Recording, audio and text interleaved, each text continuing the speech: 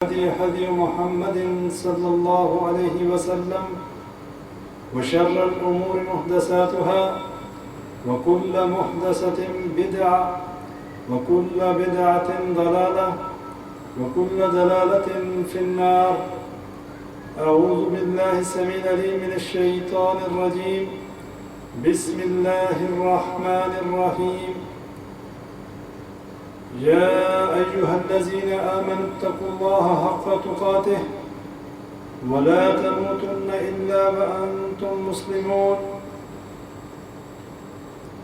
رب اشرح لي صدري ويسر لي أمري واحلل عقدة من لساني يفقهوا قولي. تمام تعریفیں اللہ مالک الملک کے لیے جو تمام جہانوں کا خالق و مالک ہے، جو تمام مخلوقات کا پیدا کرنے والا، ہمارا مشکل کشا اور حاجت روا ہے.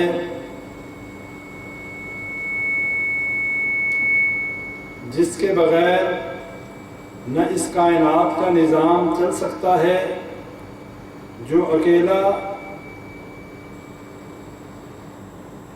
ہمیں روزی دینے والا، ہماری مشکلوں کو حل کرنے والا ہے. انگنت درود و سلام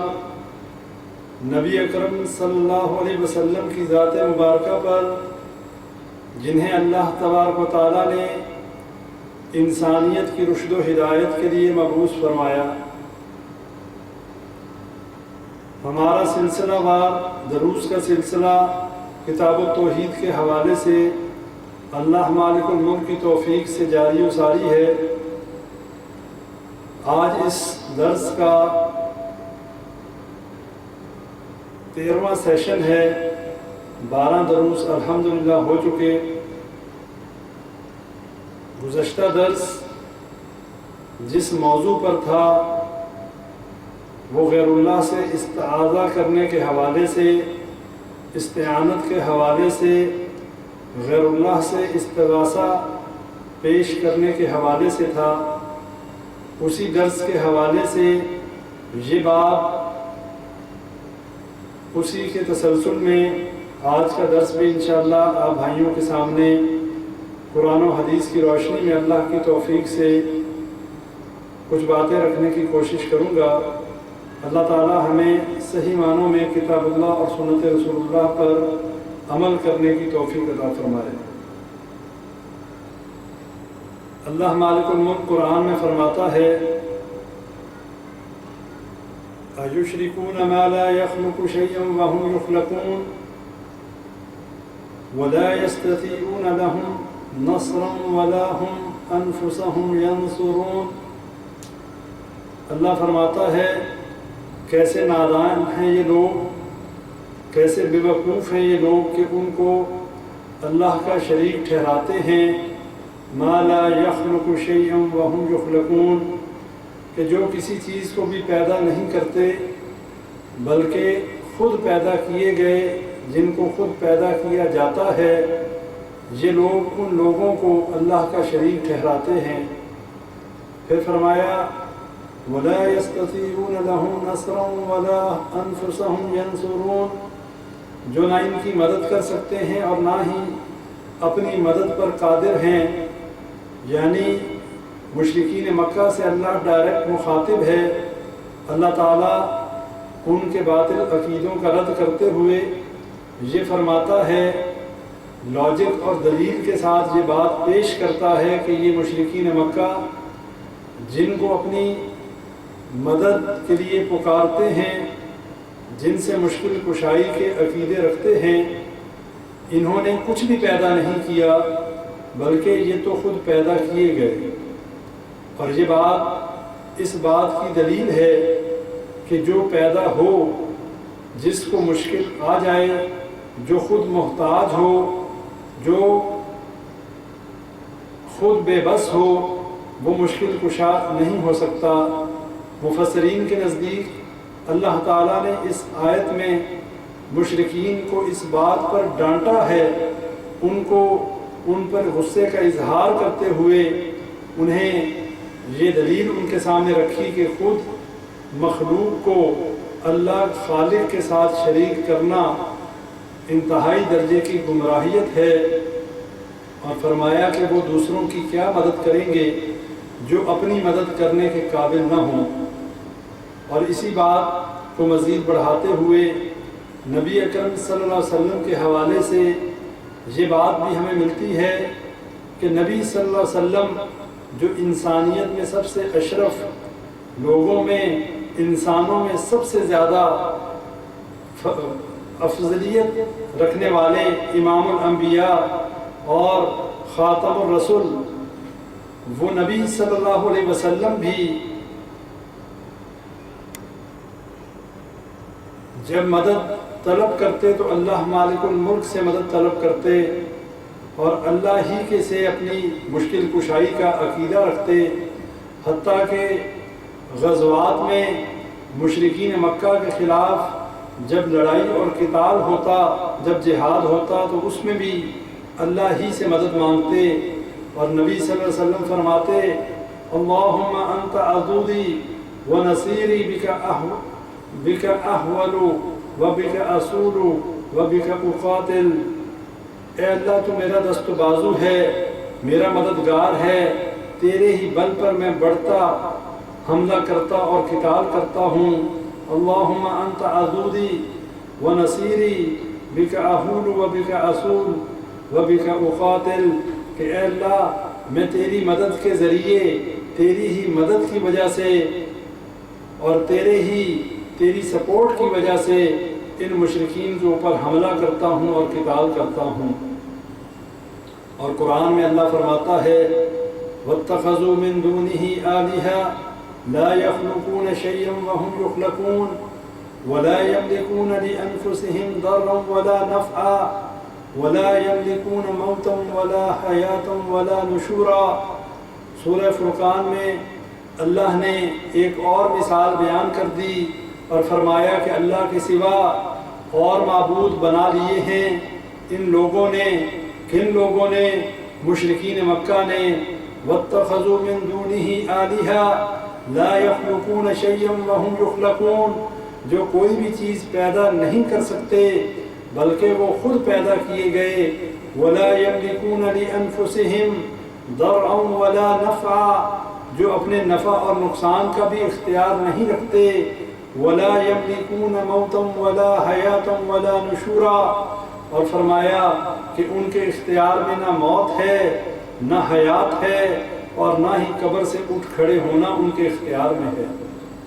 کتنی بڑی دلیل اللہ نے بیان کر دی، تھوڑی سی بھی عقل رکھنے والوں کے لیے، تھوڑا سا بھی فہم اور بصیرت رکھنے والوں کے لیے کتنی بڑی مثال ہے کہ یہ لوگ کچھ بھی نہیں کر سکتے۔ اموات غیر احیاء وما یشعرون ایان یبعثون، کہ یہ مردہ ہیں، یہ زندہ نہیں ہیں اور یہ کچھ بھی کرنے کے قابل نہیں ہیں۔ ان سے مشکل کشائی کے عقیدے رکھنا، ان سے حاجت روائی کے عقیدے رکھنا، یہ بالکل باطل ہے۔ ایسے ہی اللہ تعالیٰ قرآن میں ایک اور جگہ پر فرماتا ہے مشرکین مکہ کے بارے میں کہ جن کو یہ اللہ کو چھوڑ کر پکار رہے ہیں، جن کی یہ عبادت کرتے ہیں، یہ کچھ بھی کرنے کے قابل نہیں۔ اور یہی بات اللہ تعالیٰ نے نبی اکرم صلی اللہ علیہ وسلم کی زبان سے بھی قرآن میں کہلوا دی کہ نبی صلی اللہ علیہ وسلم اپنی بھی مدد کے اختیار نہیں رکھتے، اور ان کو نہ تو کوئی فائدہ اور نہ کوئی نقصان پہنچ سکتا ہے مگر اتنا جو اللہ نے ان کے لیے لکھ دیا، جو اللہ چاہے وہی نفع یا نقصان پہنچ سکتا ہے۔ فرما دیا سورہ اعراف میں قُلْ لَا أَمْلِكُ لِنَفْسِي نَفْعًا وَلَا ضَرًّا إِلَّا مَا شَاءَ اللَّهُ، کہ اے نبی صلی اللہ علیہ وسلم کہہ دیجئے میں اپنے فائدے اور نقصان کا بھی کچھ اختیار نہیں رکھتا، إِلَّا مَا شَاءَ اللَّهُ، مگر جو اللہ چاہے۔ وَلَوْ كُنْتُ أَعْلَمُ الْغَيْبَ لَاسْتَكْثَرْتُ مِنَ الْخَيْرِ وَمَا مَسَّنِيَ السُّوءُ إِنْ أَنَا إِلَّا نَذِيرٌ وَبَشِيرٌ لِقَوْمٍ يُؤْمِنُونَ، اور فرمایا وَلَوْ كُنْتُ أَعْلَمُ الْغَيْبَ، اگر میں غیب کی باتیں جانتا ہوتا تو کیا ہوتا؟ لَاسْتَكْثَرْتُ مِنَ الْخَيْرِ، میں بہت سے فائدے جمع کر لیتا، میں بہت سی بھلائیاں اکٹھی کر لیتا، وما مسنی السوء، اور مجھے کوئی تکلیف نہ پہنچتی۔ اور پھر فرمایا ان انا الا نذیر وبشیر لقوم یؤمنون، میں تو مومنوں کو ڈرانے اور خوشخبری سنانے والا ہوں۔ اور یہاں پر کتنی واضح دلیل ہم تک پہنچ گئی۔ نبی اکرم صلی اللہ علیہ وسلم سے برگزیدہ اعلیٰ اور عرفہ اور افضل ہستی انسانیت میں کوئی نہیں۔ امام الانبیاء ہونے کا شرف حاصل ہے، خاتم النبیین ہونے کا شرف حاصل ہے، اور پھر بھی اللہ تعالیٰ کو سب سے زیادہ محبوب، اللہ تعالیٰ کے نزدیک اور تقوی اور پرہیزگاری میں سب سے اعلیٰ اور عرفہ دنیا کے اندر۔ لیکن نبی اکرم صلی اللہ علیہ وسلم اپنے نفع اور نقصان کے مالک نہیں، ان کے پاس علم غیب نہیں۔ آج بہت سے گروہ اور بہت سی جماعتیں، بہت سے فرقے اس بات پر گمراہ ہو گئے، انہوں نے نبی اکرم صلی اللہ علیہ وسلم کو عالم الغیب کہنا شروع کر دیا، انہیں ہر بات کی خبر جو ہے کے بارے میں عقیدہ رکھنا شروع کر دیا، ان کے حاضر ناظر ہونے کے بارے میں غلط عقیدہ رکھنا شروع کر دیا کہ نبی اکرم صلی اللہ علیہ وسلم نعوذ باللہ حاضر ناظر ہیں، عالم الغیب ہیں، ہر بات کے بارے میں جانتے ہیں، ہماری باتوں کو سنتے ہیں، ہماری مشکل کشائی کرتے ہیں، جبکہ نبی اکرم صلی اللہ علیہ وسلم اپنی زندگی میں اللہ کی طرف سے نازل کردہ وحی کے ذریعے ہم تک یہ پیغام پہنچا رہے ہیں کہ میں تو اپنے نفس کے لیے، میں تو اپنی جان کے لیے بھی کسی نفع اور نقصان کا مالک نہیں، کچھ اختیار نہیں رکھتا، اور اگر میرے پاس غیب کی باتوں کا علم ہوتا، اگر میں غیب جانتا ہوتا تو بہت سے فائدے جمع کر لیتا اور مجھے کوئی تکلیف نہ پہنچتی۔ وَلَوْ كُنْتُ أَعْلَمُ الْغَيْبَ لَاسْتَكْثَرْتُ مِنَ الْخَيْرِ وَمَا مَسَّنِيَ السُّوءُ، اگر مجھے غیب کی باتوں کا علم ہوتا تو بہت سے فائدے، بہت سی بھلائیاں اکٹھی کر لیتا، مجھے کوئی تکلیف نہ پہنچتی۔ اور نبی اکرم صلی اللہ علیہ وسلم کا اسوہ حسنہ دیکھیں، تاریخ کے صفوں کو پلٹ کر دیکھیں، نبی صلی اللہ علیہ وسلم کی زندگی کا مشاہدہ کریں، نبی صلی اللہ علیہ وسلم کو کتنی تکلیفیں دی گئیں، نبی صلی اللہ علیہ وسلم کو کتنا برا بھلا کہا گیا، مشرکین مکہ نے کتنی اذیتیں دیں، طائف کی وادیوں میں کس طریقے سے پتھراؤ کیا گیا، احد کے معرکے میں کس طریقے سے نبی صلی اللہ علیہ وسلم کو اذیت پہنچائی گئی، چہرہ زخمی کیا گیا، دندان مبارک شہید ہو گئے، اور سر جو ہے لہو لہان ہو گیا، گڑھے میں گرا دیا گیا۔ اگر نبی صلی اللہ علیہ وسلم عالم الغیب ہوتے، یہ تمام باتیں جانتے ہوتے، تو پھر خام خواہ اپنے آپ کو تکلیف میں کیوں جو ہے ملوث کرتے، اپنے آپ کو کیوں تکلیف پہنچاتے؟ بھائیوں، یہ بڑا ہی بنیادی عقیدہ ہے، اور اس سے ہمیں یہ بات پتہ چلتی ہے، اگر مشکل کشائی کا عقیدہ رکھا جا سکتا ہوتا تو نبی اکرم صلی اللہ علیہ وسلم جو کہ تمام امت کے اندر، تمام انسانیت کے اندر افضل ہیں، ان سے رکھا جاتا، لیکن اللہ نے اس عقیدے کا رد قرآن میں کر دیا، فرما دیا کہ اللہ کے علاوہ کوئی مشکل کشا نہیں، اللہ کے علاوہ کوئی حاجت روا نہیں۔ اور یہ بات بھی ذہنوں میں رکھ لیں کہ جو مخلوق میں جتنا بھی اعلیٰ و عرفہ ہو وہ اللہ کا بندہ ہے، وہ مخلوق ہے، وہ خالق نہیں بن سکتا، وہ عابد تو ہو سکتا ہے، وہ معبود نہیں بن سکتا۔ اللہ کی عبادات میں، اللہ کی صفات میں، اور اللہ کی الوہیت میں، اللہ کی ربوبیت میں، اللہ کی اسماء و صفات میں کسی کو شریک نہیں کیا جا سکتا، وہ چاہے نبی اکرم صلی اللہ علیہ وسلم کی ذات ہی کیوں نہ ہو۔ اس لیے جس بات پر اللہ کو یہ بات معلوم تھی، بعد میں آنے والی امت محمدیہ کی جماعتیں اس بات پر گمراہ ہو جائیں گی، جیسے مشرکین مکہ اپنے بزرگوں کے بارے میں غلو کا شکار ہو گئے، اور انہوں نے اللہ کے ہاں ان کو اپنا سفارشی بنا لیا، اور لات منات حبل اور عزا کو اللہ کا تقرب حاصل کرنے کا ذریعہ سمجھ لیا۔ یہی بات اللہ نے بعد میں آنے والوں کے لیے مثال قائم کرنے کے لیے قرآن میں بارہا جگہ پر یہ فرما دیا کہ نبی صلی اللہ علیہ وسلم کے ذریعے قل انی لا املک لکم ضرا ولا رشدا، کہ اے نبی صلی اللہ علیہ وسلم فرما دیجئے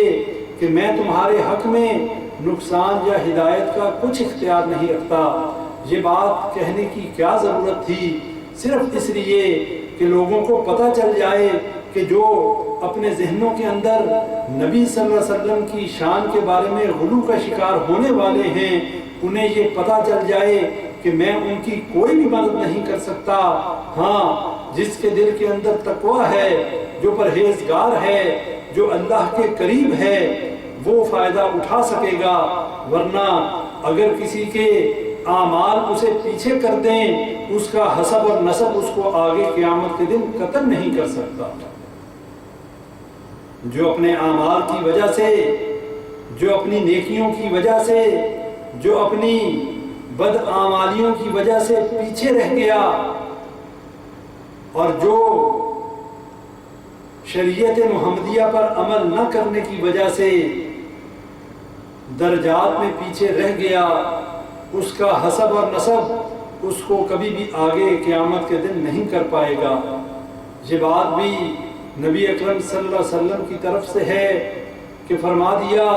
کہ جو اپنے اعمال کی وجہ سے پیچھے رہ گیا، وہ یہ نہ سمجھے کہ اس کا حسب اور نسب اس کو قیامت کے دن آگے لے جائے گا،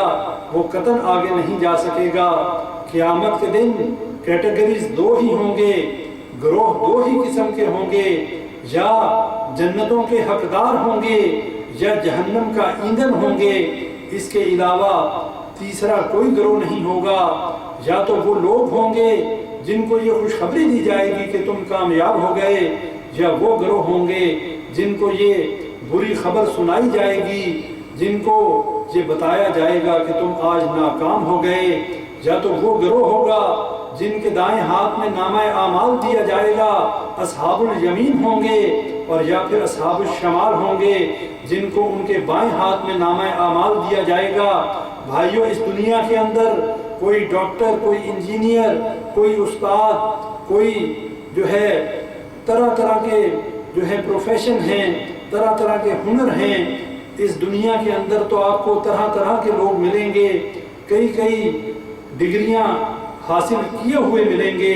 لیکن قیامت کے دن صرف گروہ دو ہی ہوں گے۔ ایک کامیابوں کا گروہ ہوگا، ایک وہ لوگ ہوں گے کہ جو کامیاب ٹھہرائے جائیں گے، اور ایک وہ ہوں گے کہ جو ناکام ٹھہرائے جائیں گے، جن کا مقدر ناکامی ہوگی۔ اس میں تیسری کوئی کیٹیگری نہیں ہوگی۔ تو یہ بات سمجھ لینا ضروری ہے، حکم صرف اللہ کا ہے، ملکیت صرف اللہ کی ہے، مالک الملک صرف اللہ کی ذات ہے۔ ان الحکم الا للہ امر اللہ تعبدوا الا ایاہ، اللہ تعالیٰ کے سوا کسی کی بادشاہت اور حکومت نہیں۔ اور اللہ نے کیا حکم دیا، اللہ نے کیا ارشاد فرمایا؟ امر اللہ تعبدوا الا ایاہ،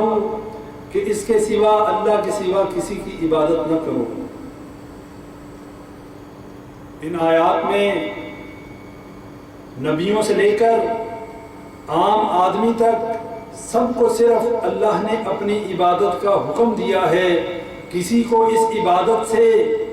مستثنی قرار نہیں دیا، کسی کو اپنی عبادت سے ایگزمپٹ قرار نہیں دیا۔ اگر کسی کو ایگزمپشن مل سکتی ہوتی، اگر کسی کو ریلیکسیشن مل سکتی ہوتی، وہ صرف اور صرف امام الانبیاء نبی اکرم صلی اللہ علیہ وسلم کی ذات ہو سکتی تھی۔ لیکن اگر نبی صلی اللہ علیہ وسلم بھی اپنے فوت ہونے سے کچھ دن پہلے تک لوگوں کے کندھوں کے اوپر سہارا لے کر مسجد نبوی میں نماز ادا کرنے کے لیے جاتے رہے، تو کس وجہ سے؟ اس لیے کہ نبی صلی اللہ علیہ وسلم کو معلوم تھا یہ فرض کسی حالت میں بھی ساقط نہیں ہوتا، چاہے انسان چل نہیں سکتا، کھڑا نہیں ہو سکتا، بیٹھ کر نماز پڑھ لے، بیٹھ کر نہیں پڑھ سکتا، لیٹ کر نماز پڑھ لے، چاہے اشاروں سے نماز پڑھ لے۔ نبی صلی اللہ علیہ وسلم نے اپنے مرنے سے چند دن قبل تک اپنی نمازوں کی حفاظت کی اور ہر حال میں کوشش کی نماز ادا کرنے کی، چہ جائے کہ موت کی سختیوں میں جب گھر گئے، جب غشی طاری ہو گئی، جب بے ہوشی طاری ہو گئی اور نماز نہ پڑھ پائے، تو یہ وہی وقت تھا کہ جو سکرات الموت کا وقت تھا، جب موت کی سختیاں آ چکی تھیں اور جب نبی صلی اللہ علیہ وسلم اللہ کی طرف رخت سفر باندھنے والے تھے۔ بھائیوں، اگر کسی نبی کو بھی کسی حالت میں ایگزیمشن نہیں دی گئی ان عبادات سے، ان معاملات سے، عقیدہ توحید سے، تو بھائیوں ہم سب کے لیے یہ حکم عام ہے کہ عبادت صرف اللہ کی جا سکتی ہے، اس کے علاوہ اللہ کے علاوہ کسی اور کی عبادت نہیں کی جا سکتی۔ اگر اللہ کے علاوہ کسی اور کی عبادت کی جائے تو پھر قرآن کی ان آیات کا انکار ہو جاتا ہے۔ اللہ نے جنوں اور انسانوں کو اپنی عبادت کے لیے پیدا کیا۔ اللہ نے قرآن میں تخلیق انسانیت کا مقصد، جنات کی تخلیق کا مقصد بیان کر دیا کہ میں نے ان کو اپنی عبادت کے لیے پیدا کیا۔ وَمَا خَلَقْتُ الْجِنَّ وَالْإِنسَ إِلَّا لِيَعْبُدُونَ، کہ میں نے جنوں اور انسانوں کو اپنی عبادت کے لیے پیدا کیا۔ اور بھائیوں، عبادت میں کسی دوسرے کو شریک کر لینا، وہ چاہے توحید الوہیت میں ہو، اللہ کی عبادات میں ہو، یا توحید ربوبیت میں کسی کو شریک کیا جائے، یا توحید اسماء و صفات میں کسی کو شریک کر لیا جائے، بھائیوں کو شرک کے زمرے میں چلا جاتا ہے۔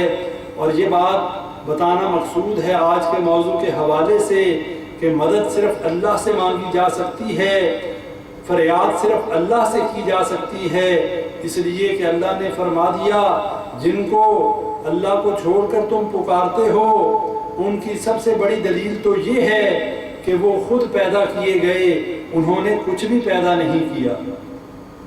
وَالَّذِينَ تَدْعُونَ مِن دُونِهِ مَا يَمْلِكُونَ مِن قِطْمِيرٍ، اللہ کو چھوڑ کر جن دوسروں کو تم پکارتے ہو وہ تو ایک پر کے بھی مالک نہیں ہیں، وہ تو قطمیر کے بھی مالک نہیں ہیں۔ اور یہ قطمیر ہے کیا؟ یہ قطمیر بڑی ہی معمولی چیز ہے۔ دیکھا جائے تو یہ جو کھجور ہم کھاتے ہیں اس کی گٹلی کے اوپر ایک باریک چھلکا ہوتا ہے، اس چھلکے کو قطمیر کہا جاتا ہے۔ اللہ نے اتنی جو ہے باریک چیز اور ایسی چیز کا ذکر کیا جس کی کوئی قیمت نہیں، جس کی کوئی قدر و منزلت نہیں، اس باریک سے پردے کی، اس باریک سی جھلی کی۔ اللہ کہتا ہے کہ اللہ کو چھوڑ کر جن کو تم پکارتے ہو، جن کی تم عبادت کرتے ہو، والذین تدعون من دونہ ما یملکون من قطمیر، کہ اللہ کو چھوڑ کر جن دوسروں کو تم پکارتے ہو وہ تو کھجور کی گٹلی کے جو ہے چھلکے کے بھی مالک نہیں ہیں۔ اور ہمارے مسلمان بھائی، مشرکین مکہ کا معاملہ تو ختم ہو گیا، اب تو ان مسلمانوں کی بات ہے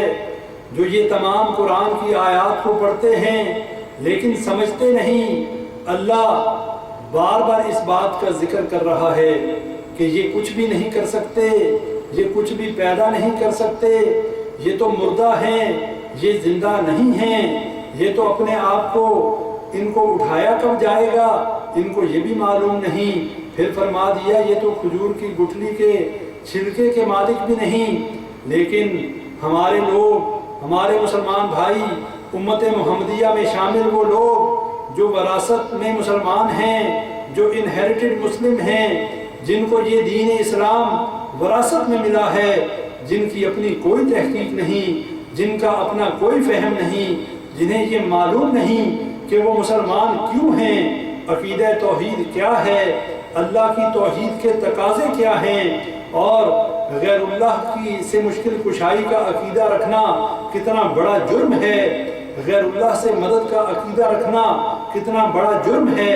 وہ بڑے مزے سے ان قبروں والوں کے سامنے بھی جھکتے ہیں، ان سے مشکل کشائی کے عقیدے بھی رکھتے ہیں، جبکہ اس کو صریحاً شرک کہا گیا اور شرک اکبر کہا گیا۔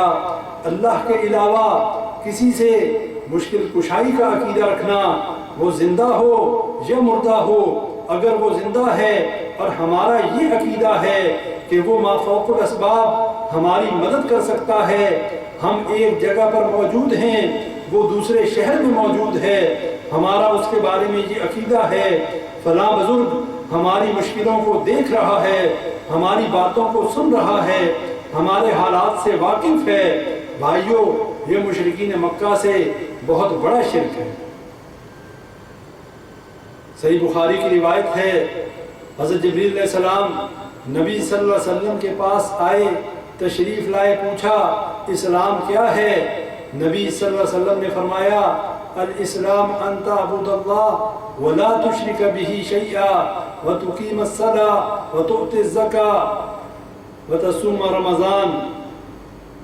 اسلام یہ ہے کہ تم صرف اللہ کی عبادت کرو، اس کے ساتھ کسی کو شریک نہ بناؤ. لا تشرک به شیئا وتقیم الصلاۃ وتؤتی الزکاۃ المفروضہ وتصوم رمضان، کہ تم نماز قائم کرو، فرض زکوٰۃ ادا کرو اور رمضان المبارک کے روزے رکھو. یہ اسلام ہے. لیکن بھائیو، اس میں سب سے پہلی بات دیکھ لیں، الاسلام ان تعبد اللہ ولا تشرک به شیئا. اسلام یہ ہے تم صرف اللہ کی عبادت کرو، اس کے ساتھ کسی کو شریک نہ کرو. اب اگر اللہ کی عبادت کی جائے، نمازیں پڑھی جائیں، روزے رکھے جائیں،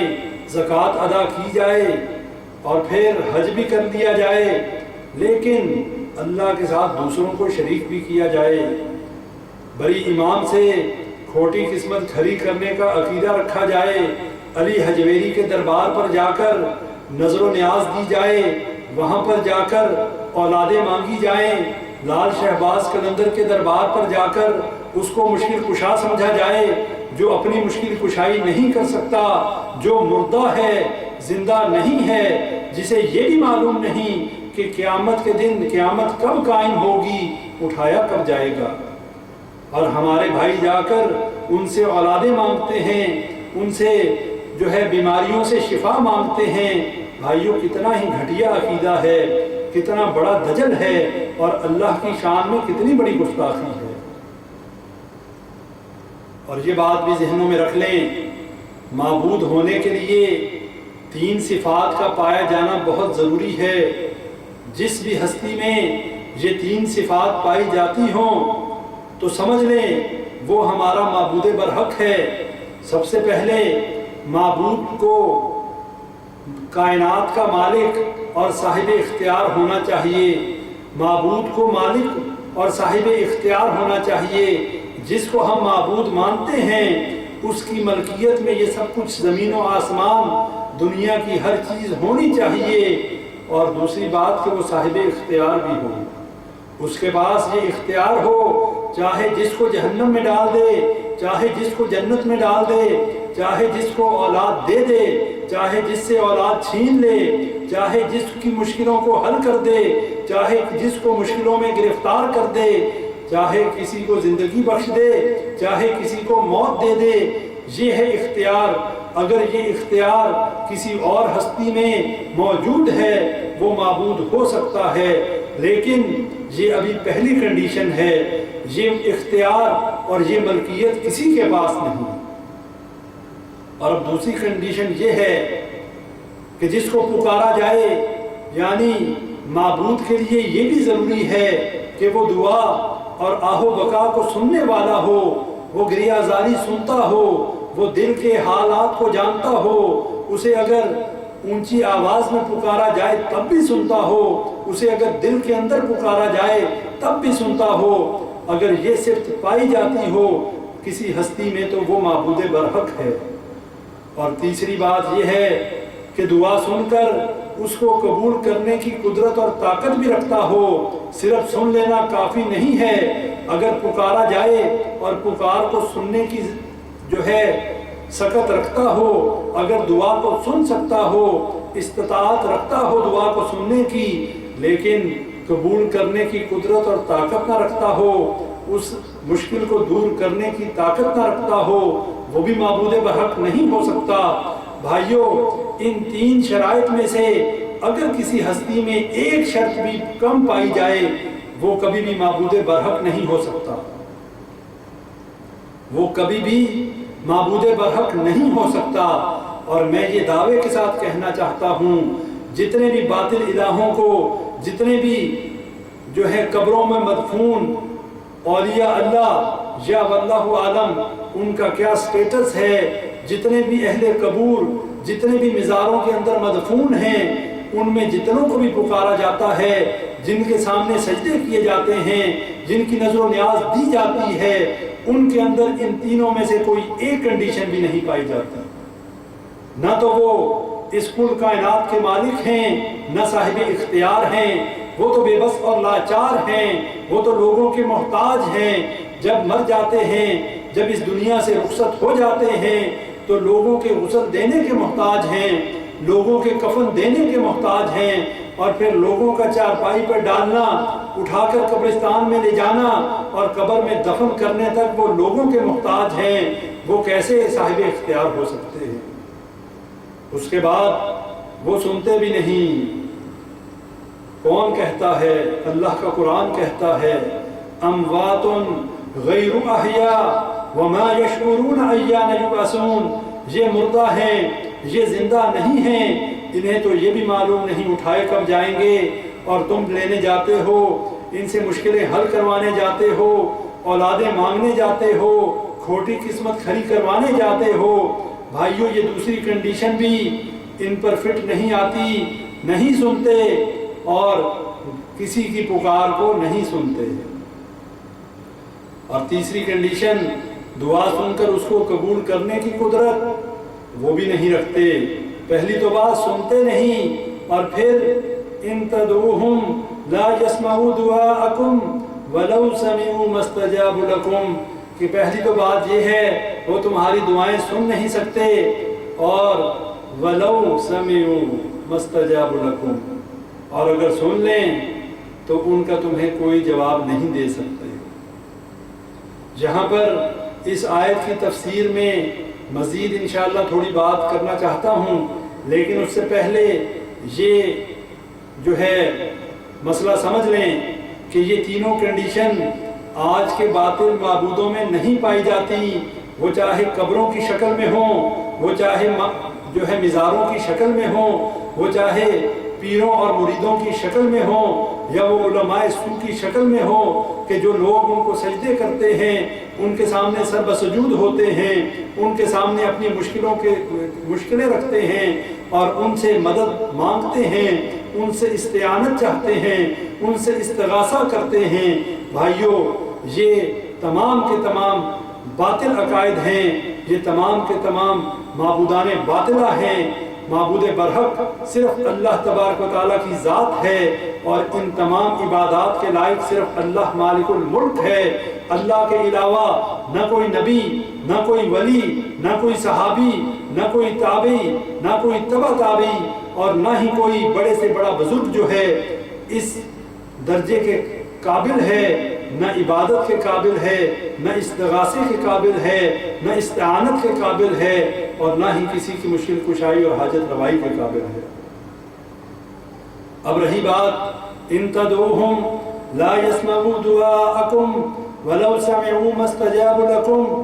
انہیں پکارو تو وہ تمہاری دعائیں سن نہیں سکتے، اور سن لیں تو ان کا تمہیں کوئی جواب نہیں دے سکتے۔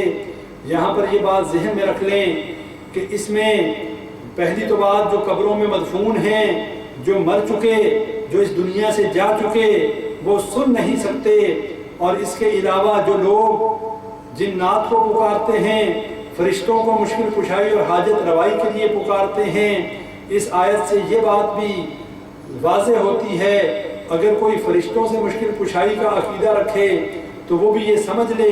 فرشتے بھی اللہ کی عبادت میں مشغول ہیں، اللہ کی دی ہوئی ڈیوٹیوں میں مشغول ہیں۔ اگر وہ ان کی بات کو، ان کی پکار کو سن بھی لیں تو اللہ کی طرف سے دی گئی ڈیوٹیوں کی وجہ سے،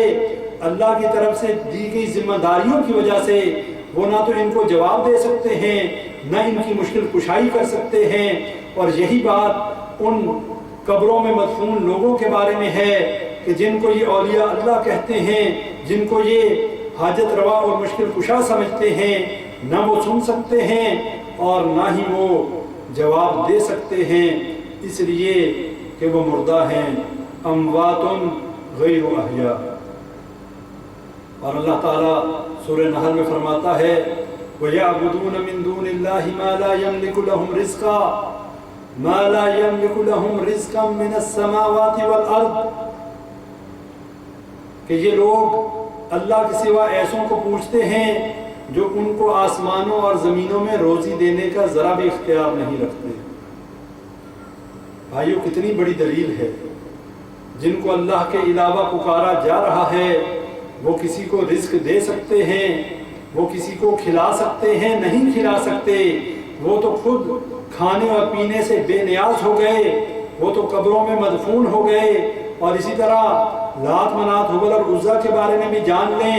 मुशरिकीन मक्का का भी ये अकीदा था कि वो अल्लाह के करीब करते हैं। वो भी खाने पीने से बेनियाज इसलिए हैं कि वो पत्थर के बनाई हुई मूर्तियां हैं, पत्थरों के बनाए हुए बुत हैं। न तो वो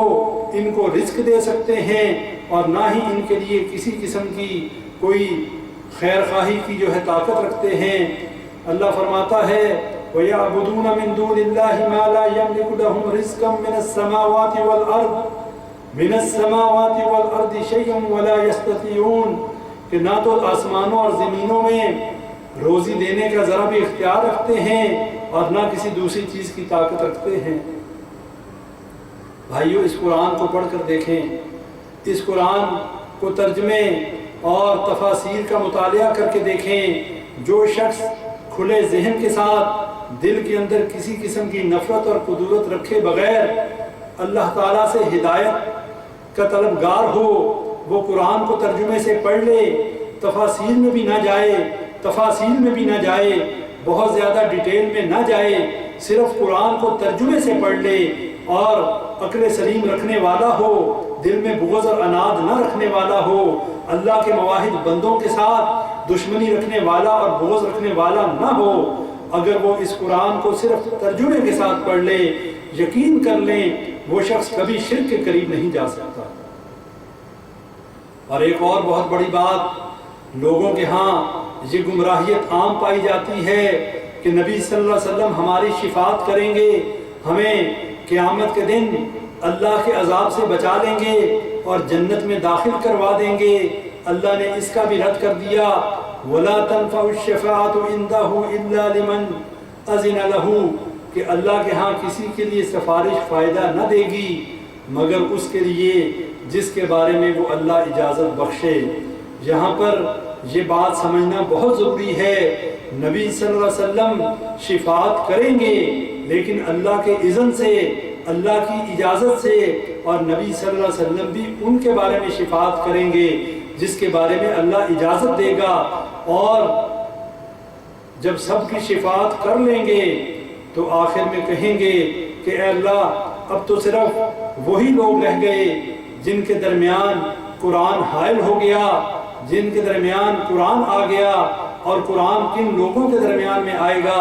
कुफ़ार के दरमियान में, यहूद व नसारा के दरमियान में और मुशरिकीन के दरमियान में। क्योंकि कुरान में ये फरमा दिया गया कि जो अल्लाह के साथ शिर्क करेगा अल्लाह ताला उसको हरगिज़ माफ़ नहीं करेगा। लिहाजा अब कुरान के इस हुक्म के मिसदाक वो शख्स जो है नबी सल्लल्लाहु अलैहि वसल्लम की शिफात का मुस्तहिक नहीं बन सकता। जो शिर्क करते हुए इस दुनिया से चला गया वो दायमी जहन्नमी है, चाहे मुसलमानों के घर में पैदा हो या चाहे यहूदी के घर में पैदा हो। शिर्क पे मरने वाला शख्स जो अल्लाह के साथ शिर्क अकबर का मुर्तकिब है, उसी अकीदे पर मर गया, बगैर तौबा के इस दुनिया से चला गया, वो दायमी जहन्नमी है, उसके ऊपर जन्नत हराम है। और अल्लाह ने एक और बात भी फरमा दी कि जिन लोगों को इस दुनिया में लोग मुश्किल कुशा और हाजत रवा समझते हैं, जिनकी इबादत करते हैं, वो इनके शिर्क से लाइल्म हैं, बल्कि क़यामत के दिन वो तो इनके शिर्क से ही इनकार कर देंगे। व यौमल क़ियामती यकफ़ुरून बिशिर्किकुम वला युनब्बिउका मिस्लु ख़बीर, और क़यामत के रोज़ वो तुम्हारे शिर्क का इनकार कर देंगे। और हकीकत हाल ये है कि ऐसी सही खबर तुम्हें एक खबरदार के सिवा कोई नहीं दे सकता, तुम्हें एक अल्लाह मालिकुल मुल्क के अलावा कोई नहीं दे सकता। ये क़यामत के दिन की खबर है اللہ قرآن میں سورہ فاطر میں ہمیں آج بتا رہا ہے کہ جن باطل الہوں کو مشکل کشا سمجھتے ہو، جن کو اپنا حاجت روا سمجھتے ہو، قیامت کے دن یہ تمہارے شرک کا انکار کر دیں گے، تم سے اعلان برات کر دیں گے اور اس بات سے انکار کر دیں گے کہ یہ ہماری عبادت کرتے ہی نہیں تھے، اس لیے کہ انہیں اس بات کا علم ہی نہیں۔ اور بھائیوں، اصل بات یہ ہے، اتنی قرآن کے دلائل، اتنی آیات رکھ دینے کے بعد اور احادیث کی روشنی میں ہمیں یہ بات سمجھ لینی چاہیے کہ آج کے دور میں جتنی جہالت اور گمراہیت عام ہو چکی، جتنا قرآن سے تعلق ہمارا ٹوٹ چکا، لوگ قرآن پڑھتے ہیں لیکن سمجھتے نہیں قرآن کا مقصد کیا ہے، اس قرآن کے نزول کا مقصد کیا تھا، اللہ نے اس قرآن کو کیوں نازل کیا، انبیاء کرام کو کیوں بھیجا۔ ہم اس مقصد کو فراموش کر بیٹھے، حالانکہ تمام کے تمام انبیاء کرام اللہ کی توحید کو پھیلانے کے لیے آئے اور شرک کو مٹانے کے لیے آئے۔ لیکن بڑی بدقسمتی کی بات ہے، کسی دوسرے کو شرک سے روکنا، کسی غیر مسلم کو توحید کی دعوت دینا، اسلام کی دعوت دینا تو بہت دور کی بات ہے۔ ہمارا تو آج اپنا ہی معاملہ بہت بگڑ چکا، آج حالات یہ ہو چکے کہ ہمارے مسلمان بھائی اصل عقیدہ توحید سے بالکل نابلد ہیں، بالکل ناواقف ہیں، اور جب ان کے سامنے صحیح عقیدہ توحید رکھا جاتا ہے تو بڑے حیران ہو کر، بڑے پریشان ہو کر دیکھتے ہیں کہ یہ کس گستاخ کے ساتھ ہمارا واسطہ پڑ گیا، یہ کیسا گستاخ شخص ہے جو ہر کسی کا انکار کرنے والا ہے، یہ کتنا بے ادب ہے کہ بزرگوں کی عزت و تکریم نہیں کرتا، یہ کتنا بے ادب ہے، نبی صلی اللہ علیہ وسلم سے محبت نہیں کرتا۔ حالانکہ بھائیوں، حقیقت حال یہ ہے، اسے یہ معلوم ہی نہیں کہ سب سے زیادہ محبت اللہ مالک الملک سے ہونی چاہیے، پھر نبی اکرم صلی اللہ علیہ وسلم سے ہونی چاہیے، اور اس کے بعد باقی لوگوں کا مقام اور درجہ آتا ہے۔ اور رہی بات اصل محبت تو یہ ہے، اللہ کو اللہ کے مقام پر رکھا جائے، مالک الملک کی اسی طریقے سے تکریم کی جائے جو اس اللہ کا حق ہے، اور نبی صلی اللہ علیہ وسلم سے اسی طریقے سے محبت اور ان کا مقام وہی رکھا جائے جس پر اللہ نے ان کو فائز کیا۔ دین کے اندر غلو نہ کیا جائے۔ امام الانبیاء نبی اکرم صلی اللہ علیہ وسلم کو اللہ کے درجے پر لے جانا کفر اور شرک ہے، یہ کسی قسم کی بھی محبت نہیں ہے، یہ عقیدت نہیں ہے، بلکہ یہ صریحاً گستاخی ہے، اور نبی صلی اللہ علیہ وسلم نے اس کی تعلیم ہرگز نہیں دی۔ آج اگر صحیح عقیدہ بیان کیا جائے تو فوراً وہابیت کا اور گستاخی کرنے کا اور گستاخ ہونے کا فتویٰ لگ جاتا ہے، اور یہ بات میں نے آپ بھائیوں کے سامنے پہلے بھی رکھی، ابھی بھی اس حدیث کی روشنی میں کہ نبی صلی اللہ علیہ وسلم جب احد کے معرکے میں زخمی ہو گئے تو نبی صلی اللہ علیہ وسلم نے، حضرت انس رضی اللہ عنہ روایت کرنے والے ہیں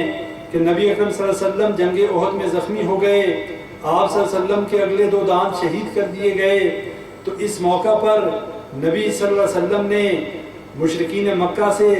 مایوس ہوتے ہوئے یہ کہا، فقال کیف یفلح القوم شجوا نبیہم فنزلت لیس لک من الامر شیء، فرمایا کہ وہ قوم کیسے فلاح پائے گی جنہوں نے اپنے نبی کو زخمی کر دیا، اپنے نبی کا سر پھاڑ دیا۔ تو ایسے موقع پر قرآن کی آیات نازل ہو گئیں، لیس لک من الامر شیء، کہ اے نبی صلی اللہ علیہ وسلم آپ کو اس معاملے میں اختیارات نہیں ہیں، آپ کو کوئی اختیار نہیں کہ کسی کے بارے میں یہ فیصلہ کر سکیں کہ وہ فلاح پائے گا کہ نہیں پائے گا۔ اور پھر جیسا کہ ابو طالب کے واقعہ سے یہ بات معلوم ہوتی ہے کہ وہ کفر کی حالت میں مر گیا، وہ شرک کی حالت میں دنیا سے رخصت ہو گیا، نبی صلی اللہ علیہ وسلم کو بڑا رنج تھا، نبی صلی اللہ علیہ وسلم اس کے لیے دعائے مغفرت کرتے رہے اور فرمایا کہ جب تک مجھے اللہ منع نہ کر دے میں اپنے چچا کے لیے دعائے مغفرت کرتا رہوں گا۔ اللہ تعالیٰ نے سورہ توبہ میں آیات نازل کر دی کہ اے نبی صلی اللہ علیہ وسلم آپ کے لیے اور مومنین کے لیے یہ جائز نہیں ہے، ان کے لیے یہ جو ہے ان کے لائق نہیں ہے کہ وہ ایسے لوگوں کے بارے میں دعائے مغفرت کریں جن کے بارے میں یہ ثابت ہو چکا ہو کہ وہ اصحاب الجحیم ہیں، یعنی جہنمی ہیں، جہنم کے مستحق ہیں، کفر کی حالت میں دنیا سے چلے گئے۔ ایسے لوگوں کے بارے میں آپ کے لیے اور آپ کے جو ہے مومنین کے لیے، آپ کی امت کے لیے جائز نہیں ہے کہ ان کے بارے میں دعائے مغفرت کریں۔ اور اسی طرح یہ بھی فرما دیا اِنَّكَ لَا تَهْدِي مَنْ أَحْبَبْتَ وَلَكِنَّ اللَّهَ يَهْدِي مَنْ يَشَاءُ، اے نبی صلی اللہ علیہ وسلم جس کو آپ چاہیں اس کو ہدایت نہیں ملتی، بلکہ جس کو اللہ چاہے ہدایت اس کو ملتی ہے۔ وَهُوَ أَعْلَمُ بِالْمُهْتَدِينَ، اور اللہ تعالیٰ خوب جاننے والا ہے کون ہدایت یافتہ ہیں۔ اس آیت کا شان نزول بھی سن لیں۔ یہ آیت نازل ہونے کا موقع وہ ہے جب نبی اکرم صلی اللہ علیہ وسلم کا چچا ابو طالب فوت ہو گیا۔ نبی صلی اللہ علیہ وسلم کو بڑا دکھ اور رنج تھا، اس لیے کہ نبی صلی اللہ علیہ وسلم کی بڑی خواہش تھی ان کا چچا ایمان لے آئے، لیکن وہ ایمان نہ لایا۔ اللہ نے قرآن میں آیات نازل کر دیں کہ اے نبی صلی اللہ علیہ وسلم جس کو آپ چاہیں ہدایت اس کو نہیں ملتی، بلکہ ہدایت تو اس کو ملتی ہے جس کو اللہ چاہے، اور اللہ خوب جاننے والا ہے کہ کون ہدایت یافتہ ہے۔ بھائیو، یہ باتیں کتنی واضح ہیں، یہ کتنے واضح دلائل اور برہان ہیں کہ کوئی بھی یہ عقیدہ رکھے کہ نبی صلی اللہ علیہ وسلم اس کو جنت میں لے جائیں گے،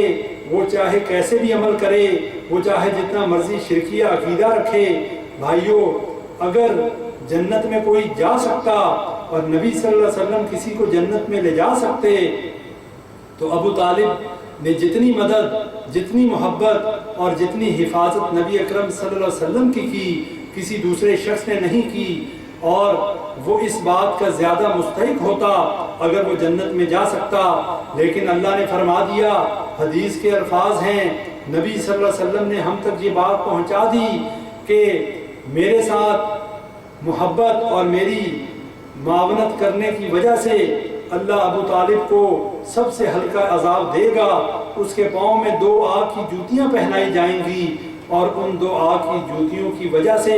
اس کا دماغ اس طریقے سے کھولے گا جیسے ہنڈیا چولہے کے اوپر جو ہے کھولتی ہے،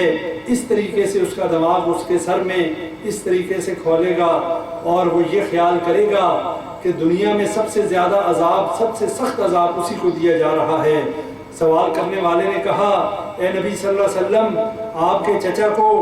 آپ کے ساتھ معاونت کرنے اور آپ کے ساتھ آپ کی حفاظت کرنے، آپ کی محبت کا کوئی اس کو فائدہ ہوگا؟ فرمایا، میرا چچا جہنم کے وسط میں تھا، لیکن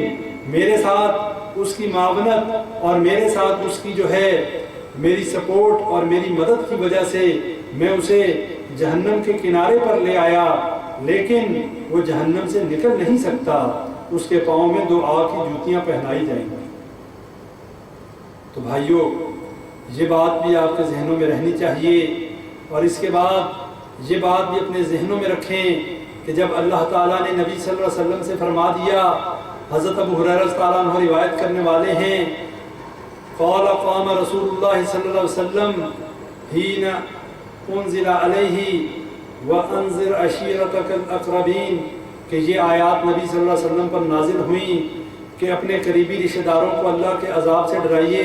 تو نبی صلی اللہ علیہ وسلم نے کھڑے ہو کر فرمایا، کیا فرمایا؟ اپنے رشتہ داروں کو مخاطب کیا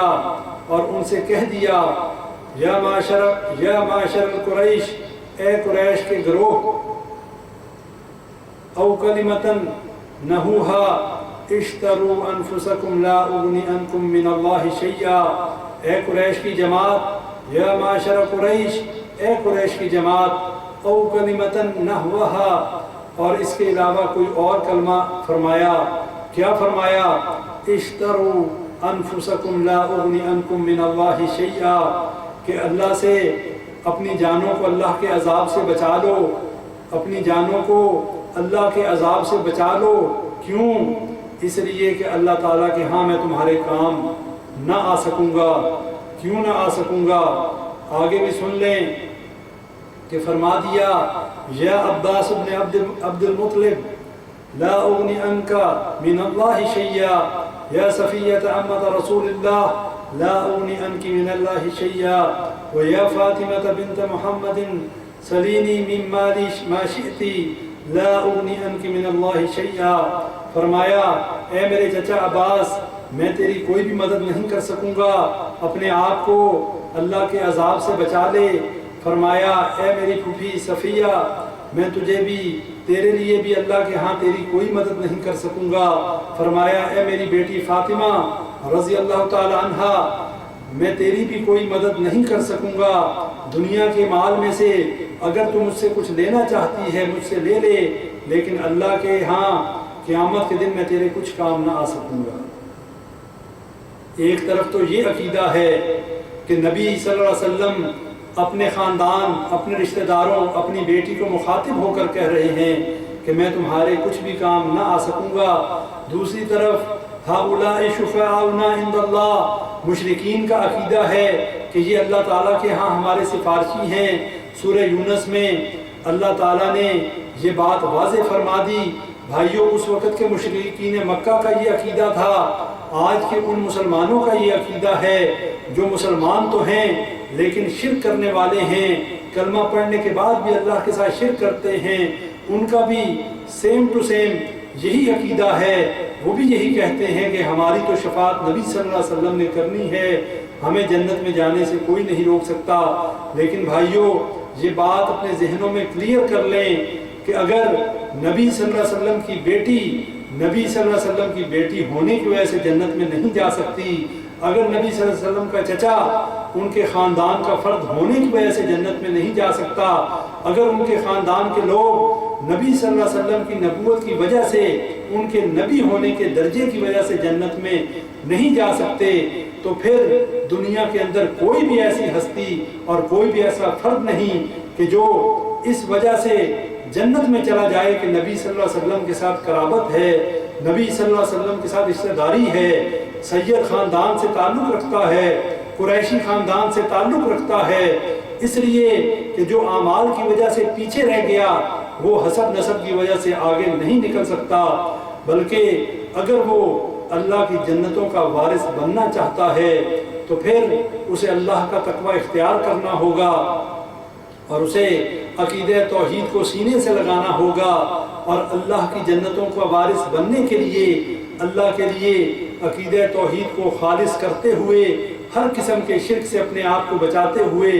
اللہ کی عبادت میں اپنے شب و روز بسر کرنے ہوں گے۔ یہی ایک طریقہ ہے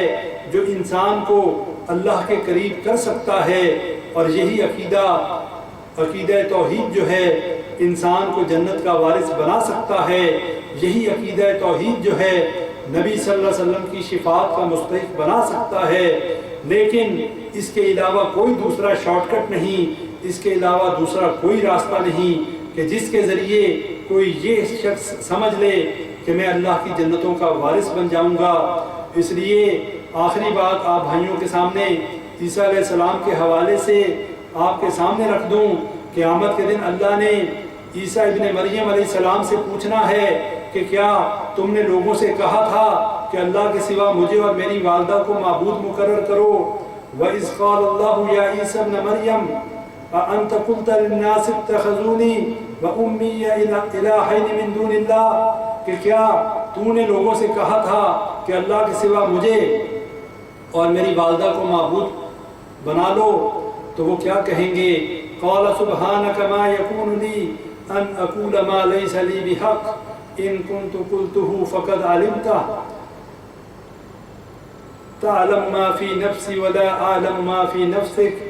إِنَّكَ أَنْتَ عَلَّامُ الْغُيُوبِ۔ وہ کہیں گے اللہ تو پاک ہے، مجھے کیا حق تھا، مَا يَكُونُ لِي أَنْ أَقُولَ مَا لَيْسَ لِي بِحَقٍّ، مجھے جس چیز کا حق نہیں، جس بات کا حق نہیں وہ بات میں کیسے کہہ سکتا ہوں؟ اور فرمایا إِن كُنْتُ قُلْتُهُ فَقَدْ عَلِمْتُهُ، اگر میں نے ایسی بات کہی ہو، فَقَدْ عَلِمْتَهُ، تو اس بات کو جانتا ہے، اگر میں نے ایسی کوئی بات کہی ہو، تَعْلَمُ مَا فِي نَفْسِي، جو میرے دل میں ہے تو اسے جانتا ہے، وَلَا أَعْلَمُ مَا فِي نَفْسِكَ، اور جو تیرے دل میں ہے میں اسے نہیں جانتا۔ انک انت علام الغیوب، بے شک تو ہی غیب دان ہے، تو ہی غیب کی باتوں کا جاننے والا ہے۔ بھائیو یہاں تو نبیوں سے بھی پوچھا جا رہا ہے، اللہ نے قرآن کے اندر یہ آیات نازل کر دیں اور یہ بتا دیا کہ نبی سے بھی پوچھا جائے گا کہ کیا عیسیٰ علیہ السلام تو نے اپنی قوم سے کہا تھا اللہ کو چھوڑ کر مجھے اور میری والدہ کو معبود بنا لو؟ تو وہ بھی کہہ دیں گے اللہ وہ بات ہم کیسے کہہ سکتے ہیں جس کا ہمیں حق نہیں، جو بات کہنے کا ہمیں اختیار نہیں وہ بات کیسے کہہ سکتے ہیں؟ اور اگر ہم نے ایسی بات کہی ہے تو اے اللہ تو اس کو ضرور جانتا ہے۔ بھائیو آج کا درس ہمیں یہ سبق دیتا ہے استغاثہ صرف اللہ سے کیا جا سکتا ہے، استعانت اور مدد صرف اللہ سے طلب کی جا سکتی ہے۔ نبیوں کے بارے میں بھی ایسا عقیدہ رکھنا قطعاً جائز نہیں ہے، عقیدہ توحید کے منافی ہے۔ اس میں نے آپ کے سامنے غزوہ احد کے حوالے سے بھی واقعہ رکھ دیا۔ نبی صلی اللہ علیہ وسلم کے دندان مبارک شہید ہوئے، ان کے سر پر چوٹ لگی، ان کے جو ہے سر کے اندر لوہے کا خرد جو ہے وہ دھنس گیا، جس کی وجہ سے خون نکلا، سر پھٹ گیا، ماتھا زخمی ہو گیا، گڑھے میں گرا دیا گیا۔ بھائیو یہ بات اس بات پر دلالت کرتی ہے کہ نبی صلی اللہ علیہ وسلم عالم الغیب نہیں تھے، اپنی مشکل حل نہیں کر سکتے تھے، اپنے نفع نقصان کے مالک نہیں تھے، حاضر ناظر نہیں تھے، عالم الغیب نہیں تھے، اس لیے کہ وہ بھی اللہ تعالیٰ کی جو ہے مدد اور نصرت کے محتاج تھے، جس طرح باقی انبیاء کرام محتاج تھے، اور جس طرح ہر انسان اور ہر ذی روح اللہ کی مدد کا محتاج ہے۔ اس کے بعد نبی اکرم صلی اللہ علیہ وسلم نے جب اپنی قوم کے بارے میں کہا کہ یہ کیسے جو ہے فلاح پا سکتی ہے جنہوں نے اپنے نبی کو زخمی کر دیا، تو اللہ نے فرما دیا کہ اے نبی صلی اللہ علیہ وسلم لیس لک من الامر شیء، اے نبی صلی اللہ علیہ وسلم آپ کا اس بارے میں کوئی عمل دخل نہیں ہے، آپ کے پاس اس چیز کا کوئی اختیار نہیں کہ کسی کے بارے میں یہ کہیں کہ وہ کیسے فلاح پا سکتی ہے۔ اللہ چاہے تو انہی میں سے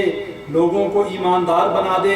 اسلام قبول کر کے دائرہ اسلام میں داخل کر دے، جیسا کہ وہ لوگ بعد میں دائرہ اسلام میں داخل ہو گئے۔ فرما دیا او یتوب علیہم او یعذبہم فتاب علیہم فآمنوا، کہ اللہ تعالیٰ نے یہ فرما دیا